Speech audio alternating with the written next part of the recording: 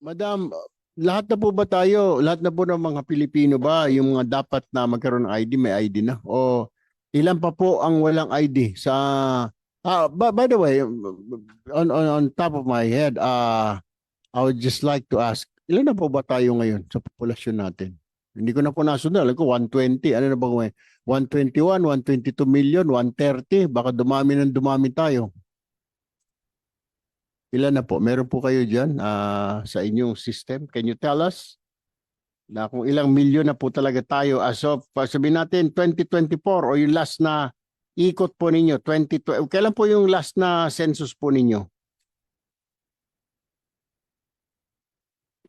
2024. Ilan po tayo noong 2024? Okay.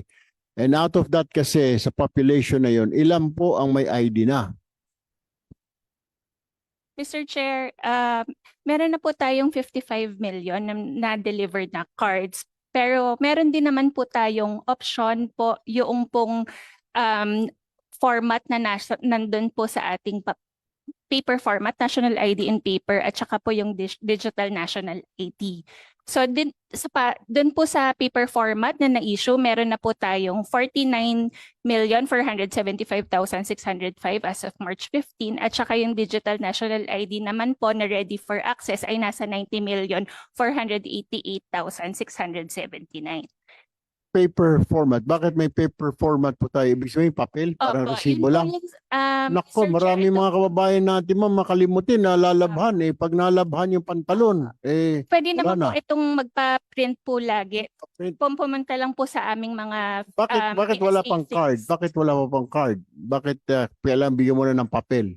Previously, sir, I think we've mentioned that there has been a issue with the printing of that with the cards, but we printing. assure po that everyone po will receive their physical cards po. Oo.